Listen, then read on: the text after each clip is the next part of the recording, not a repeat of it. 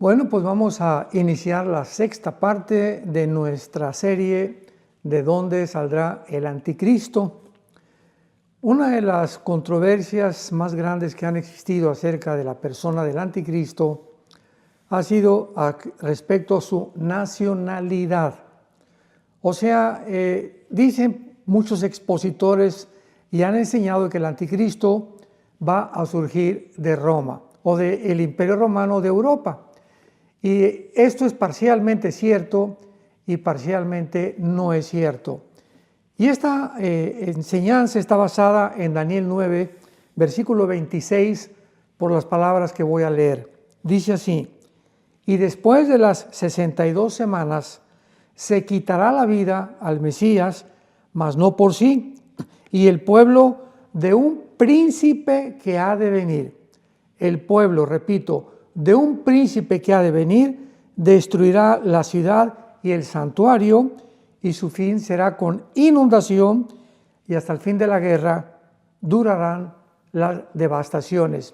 Muy bien, esto ha contribuido para poder creer o poder describir que este príncipe que ha de venir es el anticristo, que es desde luego, porque de un pueblo que ha de venir, y el pueblo que vino a destruir el templo en el año 70 después de Cristo fue el pueblo romano. Entonces, como el pueblo romano fue el que vino en el año 70 después de Cristo y destruyó la ciudad de Jerusalén, creen o se ha enseñado que entonces el anticristo tiene que venir forzosamente de Roma. Sin embargo, vamos a estudiar un poco más cuidadosa y más profundamente las Escrituras para descubrir que el anticristo no va a surgir de Roma, sino que va a surgir del Medio Oriente. Muy bien, tenemos que comenzar en Daniel capítulo 2 con una enseñanza, una profecía de un sueño que tuvo un rey hace 2606 años, 2610 años aproximadamente, llamado Nabucodonosor. Este rey estaba soñando y de repente vio una estatua gigantesca que tenía la cabeza de oro, el pecho y los brazos de plata, el vientre de bronce, y las dos piernas de la estatua eran de hierro. Y los pies y los dedos de la estatua eran de hierro con barro mezclado. Muy bien. Este rey en el capítulo 2 de Daniel, pues le mandó a hablar a los astrólogos, a los brujos, a los hechiceros de aquel tiempo de Babilonia, para preguntarles que por favor le interpretaran el sueño. Pero les dijo, en primer lugar, díganme qué fue lo que soñé, porque los quería entrampar, o sea, quería que no le inventaran. Así que primero díganme lo que soñé y después me dan la interpretación. Desde luego que se juntaron muy preocupados los brujos, los astrólogos y los hechiceros de Babilonia, y ninguno de ellos se atrevió a poder interpretarle el sueño. El rey se enojó, Nabucodonosor, y los mandó matar. Sin embargo, antes de que los matara, el jefe de los eunucos, que era el jefe de los ayudantes del rey en el palacio, tenía una amistad muy cercana con Daniel, que en aquel tiempo Daniel, un judío, muchacho judío, con otros 3 judíos, fue llevado, exiliado a Babilonia. Entonces le contó el capitán de los eunucos a Daniel y le dijo: fíjate que el rey está enojadísimo y ha mandado matar a todos los magos, hechiceros y brujos del reino, de los cuales tú estás incluido, porque pues Daniel era de los principales asesores del rey como consejero. Entonces Daniel le rogó al capitán de los eunucos que le dijera al rey que por favor los dejaran orar durante algún tiempo y él le iba a interpretar el sueño y el significado del sueño. Así pues, en el capítulo 2 de Daniel encontramos que por revelación Daniel recibe el sueño de parte de Dios y la interpretación.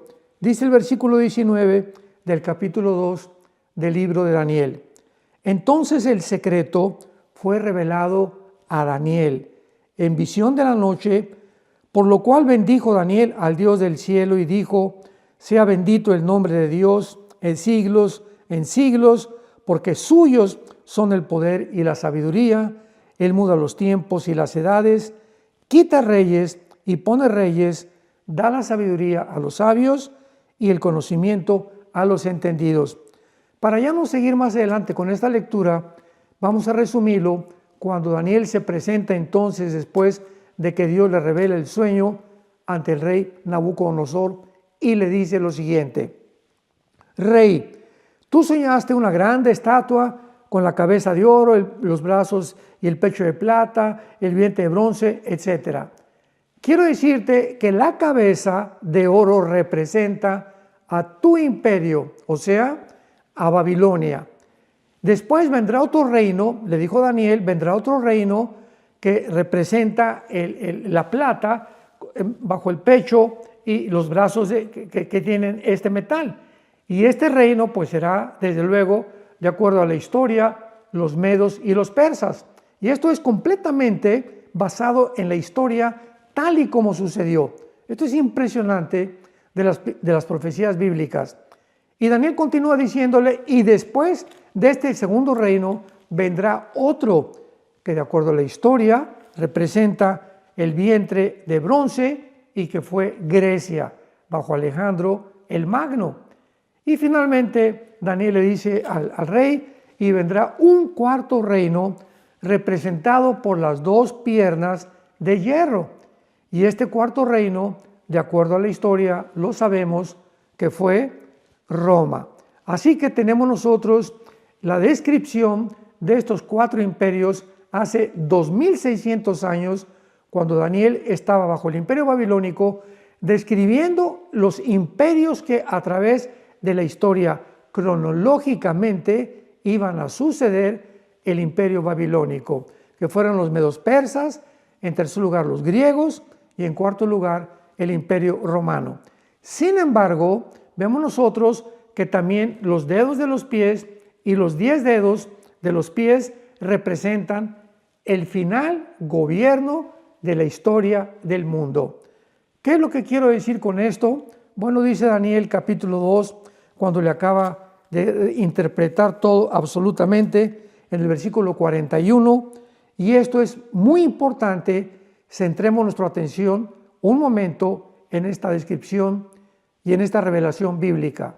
Dice Daniel 2, 41, y lo que viste de los pies y los dedos, en parte de barro cocido de alfarero y en parte de hierro, será un reino dividido, mas habrá en él algo de la fuerza del hierro, así como viste el hierro mezclado con barro cocido. Y por ser los dedos de los pies en parte de hierro y en parte de barro cocido, el reino será fuerte en parte y también frágil. Y en los días de estos reyes, o sea, ¿qué representan los 10 dedos de la estatua de Nabucodonosor? El último gobierno del mundo, que será la confederación del Mediterráneo, que formará ni más ni menos que el anticristo. En los días de estos reyes, el Dios del cielo levantará un reino que no será jamás destruido. ¿Qué exacta es la profecía? Se tienen que levantar 10 naciones que van a formar un G10, una confederación política. Lo vamos a ver, que por ser los dedos de barro y de hierro será un reino dividido. Al mismo tiempo que se van a juntar, no se van a poder mezclar, porque vamos a ver, ¿verdad?, que esta mitad del reino y esta mitad del otro reino será de los países del oriente, 5 naciones, y 5 naciones del occidente, que es Europa. Así que, para concluir rápidamente, va a unir una confederación de 5 naciones del oriente, 5 naciones del occidente, para formar un G10, y dice la Biblia que cuando estos reyes comiencen ya a levantarse, vendrá un reino que no será jamás destruido, ni será el reino de bajado a otro pueblo, permanecerá para siempre. Y de la manera que viste que del monte fue cortada una piedra, porque cuando en el sueño de Nabucodonosor estaba la estatua, hubo una piedra que también vio el rey, que golpeaba los pies de la estatua, y en ese momento se desmoronaba el oro, la plata, el bronce y el hierro. Toda la estatua se desmoronaba. Y estos 4 imperios representan los imperios que van a formar de una forma uniforme la confederación final del anticristo. Entonces, cuando esta piedra golpea los pies de la estatua, estarán Babilonia, que representa la cabeza de oro. Los medos persas representan a Irán, porque Persia fue cambiado en 1935 por la República de Irán. En el 1979, se le cambió el nombre a la República Islámica de Irán. Después, en tercer lugar, Grecia, y en cuarto lugar, Roma. Entonces, cuando el anticristo surja, porque toda esta estatua representa la bestia o al anticristo, como lo vamos a ver en el capítulo 7, es cuando Jesucristo vendrá, desmoronará estos imperios y establecerá Jesucristo su reino milenial o su reino mesiánico. Y lo dice el versículo 45, el bronce, el hierro, la plata y el oro, el gran Dios ha mostrado al rey lo que ha de acontecer en lo porvenir. Así que esto es una profecía para los últimos días. Muy bien, veamos que cuando el Imperio Romano cayó, se dividió. Las 2 piernas del Imperio Romano representan su división tal como la historia lo evidencia. Por un lado, en la parte occidental del Imperio Romano duró aproximadamente como 470 años y tuvo su base en Roma. Pero la parte oriental del Imperio Romano duró casi 1100 años porque se extendió y llegó hasta Constantinopla, que es actualmente Estambul. Entonces, en Estambul se conoció como el Imperio Bizantino, que duró, repito, como 1100 años aproximadamente y fue destruido después por los bárbaros y por el Imperio Otomano. Entonces, el Imperio Romano representa el 4º imperio con las ramificaciones de los dedos y de los pies y de los dedos de los pies. Ahora veamos, en segundo lugar, de qué forma no es Roma realmente de donde saldrá el anticristo, porque si regresamos al capítulo 9 del libro de Daniel, el príncipe que ha de venir y el pueblo del príncipe que ha de venir, que fueron los romanos, se dedujo de esta interpretación que era Roma, el lugar o el territorio donde el anticristo iba a surgir. Pero veamos esto. Roma fue formada por legiones romanas y fue el general Tito quien en el año 70 después de Cristo vino a Jerusalén y destruyó Jerusalén y las murallas de Jerusalén y no dejó piedra sobre piedra. La historia nos enseña que Roma otorgaba ciudadanía romana a varias ciudades o ciudadanos dentro de su imperio. Por ejemplo, el apóstol Pablo él era de Damasco, de Siria, pero él tenía la ciudadanía romana. Y una vez que lo capturaron a Pablo, él ofreció y les dijo para defenderse que era ciudadano de Roma. Hechos 22, 25 al 28. Dice así: pero cuando le ataron con correas, Pablo dijo al centurión que estaba presente: ¿qué les es lícito azotar a un ciudadano romano sin haber sido condenado? Cuando el centurión oyó eso, el centurión romano fue y dio aviso al tribuno diciendo: ¿qué vas a hacer? Porque este hombre es ciudadano romano. Así que podemos ver que la ciudadanía romana no estaba confinada únicamente a Roma, sino que era otorgada a diferentes grupos o personas a través del imperio. Siendo el caso de esta manera, el pueblo que destruyó la ciudad de Jerusalén en el año 70 después de Cristo y el templo eran romanos, claro, porque era el imperio romano, pero no necesariamente los soldados que formaban la 10ª legión, que fue la legión que destruyó Jerusalén, eran y se constituían todos como romanos. De hecho, el ejército romano no consistía únicamente de soldados de Roma, sino de gente de otras regiones, dirigidos por generales romanos que llamaban legiones, repito, las cuales aún incluían y no incluían a no ciudadanos que podían ser recompensados con la ciudadanía romana después de que presentaban, al terminar su servicio militar, su servicio a Roma. Esto era necesario porque con la grandeza y el tamaño del Imperio Romano no había suficientes soldados que pudieran alistarse en el ejército. En otras palabras, el ejército que destruyó Jerusalén estaba bajo el general romano Tito, pero no eran todos los soldados, ni se podría decir Roma destruyó Jerusalén. Esto demuestra que la 10ª legión romana estaba compuesta de árabes, de libaneses y de sirios y desde luego de romanos, pero la mayor parte de la 10ª legión de Roma que destruyó Jerusalén eran soldados del Medio Oriente. Así que podemos nosotros ver claramente de qué forma esta teoría se desvanece, de que realmente el anticristo va a surgir de Roma, porque los soldados que atacaron Jerusalén eran el príncipe que ha de venir, eran o provenían de Roma. Ahora muy bien, llegamos al capítulo 7 de Daniel y encontramos que Daniel ahora no es el rey Nabucodonosor, sino que es ahora el mismo Daniel quien tiene un sueño o una visión donde ahora los 4 imperios que representa la estatua de Nabucodonosor, Babilonia, Medo-Persia, Grecia y Roma, ahora en el capítulo 7 son descritos por el Espíritu Santo ya no como un hombre que representa la estatua, sino como 4 bestias.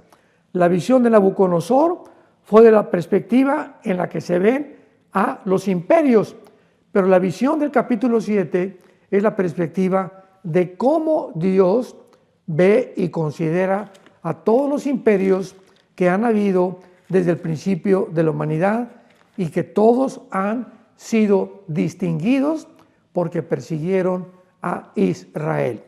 Y estos imperios son Egipto, fue el primer imperio, recordamos, que llevó cautivo a Israel.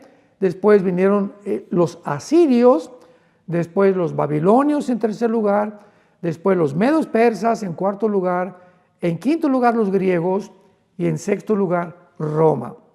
Así que ahí nos quedamos bíblicamente, porque la Biblia describe estos 6 imperios, 4 de Daniel a nuestros días y 6 desde el tiempo de los asirios y los egipcios. Entonces es importante que nosotros podamos entender esto, porque en Daniel 7 estos imperios son descritos en el versículo 4, el primero como un león. Y dice la Biblia, tenía alas de águila. Este león representa al primer imperio de Daniel, Babilonia. El segundo era como un oso. Veamos los animales representados, porque los vamos a ver en el libro de Apocalipsis por el apóstol Juan, describiéndonos a dónde pertenecen estos animales, estos territorios y estas naciones. Entonces tenemos el león que representa en Daniel 7:4 a Babilonia. El segundo al oso que representa a Irán. El tercero, versículo 6, un leopardo que tenía 4 alas y 4 cabezas. ¿Quién fue después de los medos persas? El imperio griego. Entonces vemos claramente, el león representa a Babilonia, que es la nación de Irak, actualmente en el siglo XXI. En segundo lugar, el oso representa a Irán. Y en tercer lugar, el leopardo representa a Grecia, que es el vientre de la estatua del rey Nabucodonosor. Ahora veamos esto en el libro de Apocalipsis, capítulo 13, y esto es completamente asombroso porque, vuelvo a repetir, evidencia claramente la veracidad de la palabra de Dios. Dice Apocalipsis capítulo 13, Me paré sobre la arena del mar, es Juan el que está escribiendo el libro de Apocalipsis bajo la dirección del Espíritu Santo. Vi subir del mar una bestia que tenía 7 cabezas y 10 cuernos, en sus cuernos 10 diademas y sobre sus cabezas un nombre blasfemo. Atención, la bestia que vi era semejante a un leopardo, que era la tercera bestia de Daniel capítulo 7 y que representa, ¿se acuerdan?, al imperio griego. Sus pies como de oso, el oso representa a Irán en Daniel capítulo 7, y su boca como de león, el león en Daniel 7 representa a Irak.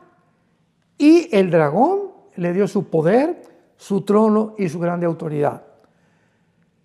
Esta figura que nos presenta el Espíritu Santo nos dice claramente, por tener el cuerpo de un leopardo, que las naciones más importantes, porque el leopardo representa a Grecia, pero es importante recordar que cuando muere Alejandro el Magno, su imperio se divide en cuatro divisiones, que fueron Egipto, que fueron Turquía, que fueron Macedonia y que fueron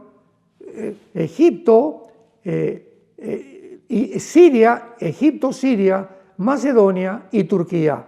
Egipto, Siria, Macedonia y Turquía. Son las 4 naciones en que se divide en los 4 generales a la muerte de Alejandro el Magno. Entonces, cuando la Biblia dice claramente que el leopardo, que es el que domina el cuerpo de la bestia, o sea, de que la bestia es el anticristo, nos muestra que estos 4 divisiones que tuvo Alejandro el Griego son las 4 divisiones en el Medio Oriente, que son las naciones que formará el anticristo. En conclusión, ¿qué te estoy diciendo? Que cuando se levante el anticristo, él va a tener a Egipto, va a tener a Macedonia, va a tener a Turquía y va a tener a Siria. Qué interesante, Siria, Egipto, Macedonia y Turquía, 4 naciones que van a formar parte en el Medio Oriente del imperio del anticristo. Esto es asombroso porque vemos ahorita el conflicto tan grande que hay en el Medio Oriente. Siria, hasta hace algunos meses, todos sabemos que estaba controlada por Irán y por Rusia, porque Rusia pues tenía en Siria la única base naval, ahí en Turkmenistán, que es un puerto que está cerca de Siria y que está colindando con el mar Mediterráneo. Entonces a Rusia le convenía tener un puerto en Siria que da al Mediterráneo porque era el único lugar naval que Rusia podía tener como acceso al mar Mediterráneo. Así que Rusia defendió a Siria cuantas veces pudo durante muchos años.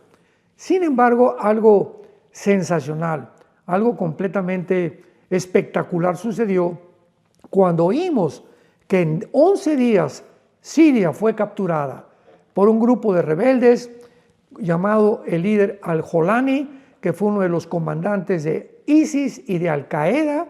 Imaginémonos nada más quién está ahorita en Siria, junto con otros revolucionarios y grupos terroristas.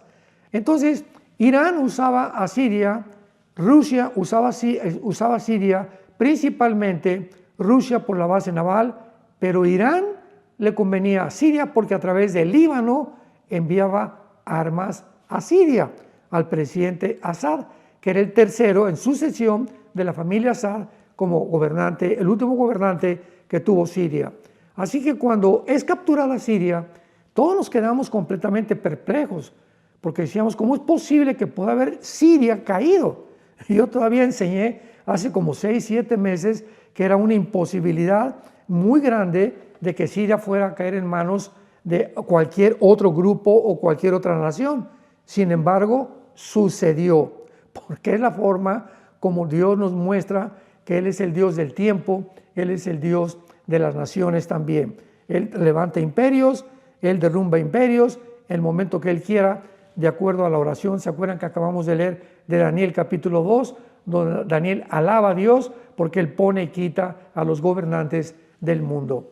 Entonces, Siria pues queda ahorita en manos de un rebelde que se llama Al-Jolani, y está completamente ahora controlado por el presidente de Turquía, Recep Erdogan.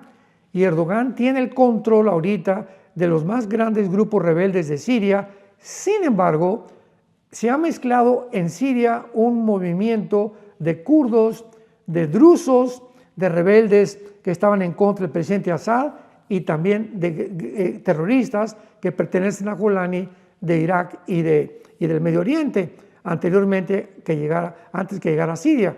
Entonces ahorita se podría llamar una ensalada del chef, Siria. Es una mezcla de grupos étnicos o revolucionarios que unos y otros no se llevan muy bien, que tarde o temprano esto tiene que explotar. Ahora muy bien, durante todo este tiempo Israel aprovechó cuando vino el golpe de Estado en contra de Assad y Assad salió huyendo hacia Rusia con su papá Vladimir Putin, porque siempre lo ha protegido Putin a Assad. Israel se aprovechó para que arriba de las montañas del Golán, que está junto al mar de Galilea, hay una zona que se llama el monte Hermón. Y este monte está del lado sirio, del territorio sirio, y es la frontera exactamente entre Siria e Israel. Entonces, cuando vino esta confusión en Siria, Israel no perdió tiempo y tomaron el monte de Hermón para poner una base militar y desde ahí poder vigilar, porque es una base, una altiplanicie que tiene una vista inmensamente grande, que pueden contemplar hasta después de Siria lo que puede pasar. Y ahorita Israel permanece ahí centrado, establecido militarmente, que le da un punto estratégico militar en contra de Siria. Por eso el rebelde que está ahorita al frente de los ejércitos en Siria, Golani, dijo: yo no me voy a meter con Israel, e Israel se lo advirtió: te metes con Israel y entonces vas a tener muchos problemas. Sin embargo, todo esto nos muestra claramente por qué el anticristo se le llama en la Biblia el asirio. Y esto lo vamos a evidenciar y lo vamos a corroborar, porque esto es precisamente la nacionalidad que el anticristo tendrá. Vamos a corroborarlo con la Biblia y veamos tres pasajes muy importantes. El primero en Isaías capítulo 10. Dice el capítulo 10 de Isaías, versículo 5, que está hablando todo este capítulo de Asiria y del asirio que vamos a ver que representa el anticristo. Dice Isaías 10, versículo 5, oh Asiria, vara y báculo de mi furor, en tu mano he puesto mira. Está hablando Dios a Siria, que la va a usar como un instrumento para poder Dios castigar a otras naciones, que es el método que siempre Dios ha usado. Cuando Israel se rebelaba contra Dios, Dios usaba a Siria, usaba a Irak para que invadieran a Israel o para que castigaran a Israel. Y dice el versículo 6, le mandaré contra una nación pérfida y sobre el pueblo de mi ira le enviaré, que en este caso es el pueblo de Israel en el tiempo de la gran tribulación, donde quedará bajo la ira de Dios y donde Dios purificará a Israel por haber rechazado al Mesías. Y dice el versículo 12, que es la clave de todo este pasaje. Isaías 10, versículo 12. Pero acontecerá, escuchemos con mucha atención, acontecerá que después que el Señor haya acabado toda su obra en el monte de Sión y en Jerusalén, castigará el fruto de la soberbia del corazón del rey de Asiria. Que clara es la Biblia, esta obra Dios no la ha acabado en Jerusalén, la terminará hasta que Jesucristo regrese. Entonces, cuando Dios termine con Jerusalén, Jerusalén sea purificado y puedan entrar al reino milenial. Cuando acepten al Mesías, como dice Apocalipsis 1:8, llorarán por aquel que traspasaron las tribus de Israel. Entonces Dios va a castigar ¿a quién? Al rey de Asiria, que es ni más ni menos que el anticristo. Vayamos ahora al capítulo 14. Vamos a seguir sumando más pasajes bíblicos para confirmar esto. Isaías 14, versículo 25. quebrantaré al asirio en mi tierra, o sea, en Israel, y en mis montes lo hollaré, y su yugo será apartado de ellos, y su carga será quitada de su hombro. Versículo 26. Este es el consejo que está acordado sobre toda la tierra, y esta es la mano extendida sobre todas las naciones. Así que vemos nosotros otra vez que la Biblia muestra en Isaías que esto no ha sucedido. Sennacherib fue uno de los últimos reyes de Asiria, y Asiria pues nunca fue castigada, ¿verdad? Ahorita está en manos completas de Siria, la Siria actual, y está en manos de terroristas. Así que esto es una profecía completamente futura. Y vayamos ahora a otro pasaje, yo lo considero de los más importantes en el libro de Miqueas, el profeta del Antiguo Testamento, capítulo 5. Dice el versículo 5, capítulo 5 de Miqueas, versículo 5. Y este será nuestra paz, cuando el asirio viniere a nuestra tierra y cuando hollare nuestros palacios. Entonces levantaremos contra él pastores y 8 principales, devastarán la tierra de Asiria, espada, y con sus espadas la tierra de Nimrod, que es Babilonia, que es Irak y Siria, que fue la antigua Babilonia en el Antiguo Testamento. Y nos librará del asirio. Repito, nos librará del asirio cuando viniere contra nuestra tierra y hollare nuestros confines. Qué clara es la Biblia respecto a esto, y vemos de una forma inequívoca que la Biblia califica al asirio como el futuro rey del Medio Oriente, que va a ser ni más ni menos que la persona del anticristo.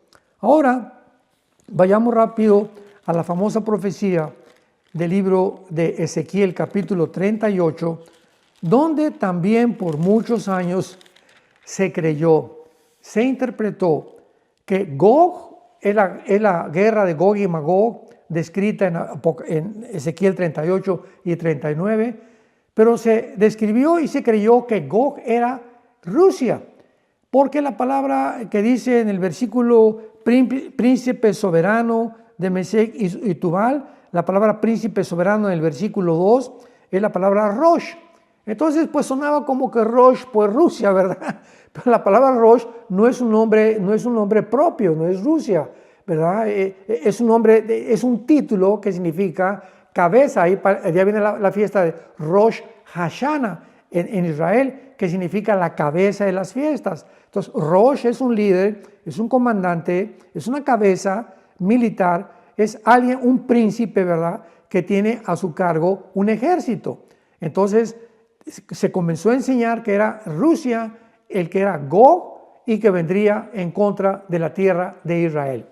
Pero hay un versículo en este capítulo que deshace completamente esta falsa enseñanza o esta falsa interpretación de este pasaje. Y lo encontramos en el versículo 17 de Ezequiel capítulo 38. Pongamos atención. Así ha dicho Jehová el Señor. No está hablando Dios. No eres tú, le está hablando a Gog. No eres tú aquel de quien hablé yo en tiempos pasados por mis siervos los profetas de Israel, los cuales profetizaron en aquellos tiempos que yo te había traído sobre de ellos. O sea, ¿qué es lo que está diciendo Dios a Gog? Que Gog era un personaje del cual los profetas antes de Ezequiel lo mencionaron. Y pues si buscamos en todos los profetas en que estuvieron antes de Ezequiel o hasta el tiempo de Ezequiel, jamás hubo ninguno llamado Gog, ni ningún líder que proviniera del norte de Israel que se considera Rusia, sino que siempre se habló de un asirio, siempre del asirio o del rey de Babilonia, que es otro título para el anticristo. Así que pues no sé de qué forma se interpretó de que Gog era Rusia, y actualmente pues estamos viendo que Rusia no va a ser la nación que se imaginó que iba a reunir una confederación de la tierra de Magog, que la tierra de Magog es lo que se llama, es todo lo que es Tirkistán, Kuzikistán, Azakistán, todas estas repúblicas al sur de Mongolia que pertenecieron a la antigua Unión Soviética es lo que se llama la tierra de Magog, que incluye Armenia, incluye Turquía, incluye toda esta zona del mar Caspio y del mar Negro. Toda esta zona geográfica es la tierra de Magog. Entonces también por eso atribuyeron que pues Rusia iba a tratar de recuperar estas repúblicas que perdió la Unión Soviética cuando cayó el comunismo en 1991, y que de esa manera Rusia era la protagonista de la última invasión en contra de Israel. Pero ¿cómo puede ser esto? Porque en el capítulo 39 de Ezequiel encontramos que la guerra de Gog y Magog es la guerra que representa ni más ni menos que la guerra del Armagedón. O sea, Gog y Magog es la tercera y última guerra mundial y la guerra del Armagedón del capítulo 16, versículo 16 al 18 del libro del Apocalipsis. Entonces, ¿cómo sabemos que es la guerra del Armagedón? ¿Cómo puede ser Rusia invadiendo Israel y diciendo que pues la guerra de Gog y Magog va a ser ahorita o que va a ser al principio de la tribulación, cuando es la guerra final? Porque al final de esta guerra, dice Ezequiel 39, pondré mi gloria entre las naciones cuando termine esta invasión de Gog y Magog, y todas las naciones verán mi juicio, y de aquel día en adelante sabrá la casa de Israel que yo soy Jehová su Dios. Cuando esta guerra termine, Israel se dará cuenta que es realmente Dios el que lo salvó de esta invasión. Y esto no puede suceder hasta que Israel sea purificado y reconozcan antes de que Jesucristo regrese que realmente Él es el Mesías, y cuando Él venga lo van a adorar y reconocer, y toda lengua y toda boca confesará que Jesucristo es el Señor. Así que qué importante es que nosotros podamos tener un concepto un poco más claro, estudiando un poquito más cuidadosamente y con más detalle las Escrituras, para poder poner precepto sobre precepto, línea sobre línea, y no sacar del contexto un texto para hacer un pretexto, como dice el dicho o el adagio popular. Entonces, estamos en tiempos muy importantes, tiempos preciosos. El mundo islámico no tarda en esperar al Mahdi o al líder o al guía. De acuerdo a la teología islámica, va a venir un hombre que va a ser descendiente de Mahoma, le llaman el 12º imán, que va a implantar una guerra y la ley Sharia en todo el Medio Oriente. Y cuando aparezca ese hombre, el Mahdi, para nosotros será la persona del anticristo, porque será el Mahdi el que se va a sentar con Israel para firmar el pacto por 7 años, garantizándoles al gobierno de Israel de que nadie los va a tocar. ¿Quién puede sentarse con Israel y decirles, el mundo musulmán y los árabes les garantizo que no los van a atacar? ¿A quién le van a hacer caso los musulmanes y los árabes si no es al líder que están esperando, que para ellos va a ser un Cristo, ahora sí, el Mesías, que va a ser el Mahdi? Así que esto es clarísimo, ¿verdad? Entonces el anticristo no puede ser judío, tiene que ser forzosamente proveniente del Islam. El anticristo será un musulmán que va a garantizarles este pacto, y va a detener al mundo musulmán, al mundo árabe, porque lo van a reconocer como que es el Mahdi, el iluminado que ya llegó al mundo y que va a establecer, y van a hacer caso de todo lo que él les diga. Y para nosotros es la persona del anticristo. Israel será engañado y caerán en una trampa mortal, como lo escribe Isaías capítulo 28. Así que pues le damos gracias a Dios por esta serie de dónde saldrá el anticristo. Es muy clara que la Biblia nos muestra que surgirá de la época de los babilonios y del territorio de Babilonia, que es Babilonia, que es actualmente Irak, Siria y el Líbano. Esa es la zona de la antigua Mesopotamia, o que se llama entre los dos ríos, que es los ríos Tigris de Irak, y son los ríos precisamente que se mencionan en Apocalipsis 9, en la sexta trompeta, que de Irak están atados los 4 ángeles más poderosos que van a ser soltados para matar a la tercera parte de la humanidad. Así que no es coincidencia que la Biblia nos muestre la tierra de Sinar, la tierra de Babilonia, Irak, zonas geográficas que no se pueden alegorizar ni se pueden espiritualizar, sino que son exactamente, literalmente, tal como la Biblia los describió. Muchas gracias y los esperamos. Vamos a seguir orando para ver si hay un poco más de material en esta serie de dónde saldrá el anticristo. Que Dios los bendiga y que tengan mucha paz.